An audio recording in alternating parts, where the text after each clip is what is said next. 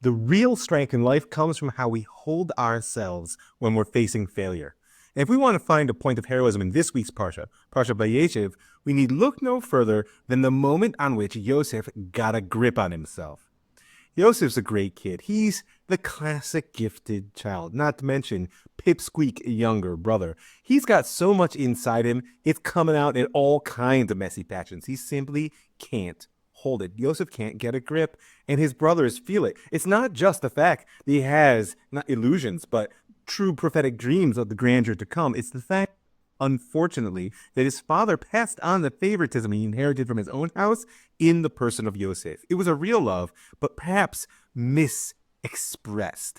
No matter what, that combination of having too much to hold and his father's exclusive love caused Ysef to get beaten up by his brothers and thrown into the first pit of his life, down into slavery. But even there, the mask of slavery couldn't cover the truth of his face. There was just too much coming through to be not denied. He, even in slavery, is Ish Matzliach, the person of success, right? The name of God was common in his mouth, and everywhere he turned, success was at hand, which itself brought him to his great temptation. Because, hey, when in Egypt, do as the Egyptians do. And the sages said that after a little while, Ysef got comfortable there, eating the luxuries of slavery. He began to paint his face and curl his hair, and that's when problems arose. The mistress of his master caught his eye, right? And there's a whole debate amongst the sages whether Ysef was actually on his way back to do his work or whether he was simply taking care of household duties. But one way or another, he found himself alone with the ultimate temptation. And in that moment, as he was reaching his hand out to take that which did not belong to him, Ysef caught a glimpse of something in the mirror, right? There was a window pane, let's say, behind him, and there he saw the face of his father. But here's the trick. It wasn't the face of his father that he saw, right? Yaakov loved Yosef, says the Midrash, in particular because he looked just like him. Yosef looked like his father.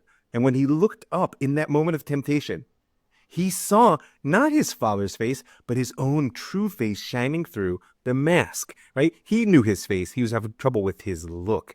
That's the moment in which Ysef got a grip on himself, pulled back from the brink of sin, and managed to move forward on his path of truth. But here's the thing you have to understand. That wasn't a straight line journey, because the first pit was unable to hold yourself, Ysef. Your brothers will toss you there. The second pit is you got a grip on yourself in the last minute. Well, you're going back to prison until you learn your lesson for good. And what that heroic lesson truly was, we'll have to wait for next week's Parsha. If you want to know a little bit more about Jewish heroism, go to jewishheroism.com. You can find the 7 paths of the Jewish hero's journey. Ysef is one of them, all laid out for you there with source sheets and exercises to make it not just learning, but self-transformation. And if you're interested in personal work, your own heroic life journey, be in touch with me, robmikefoyer@gmail.com. I'm happy to work together with you to uncover the goodness that you were brought into the world to actualize and to help you figure out exactly how. Meanwhile, Shabbat Shalom.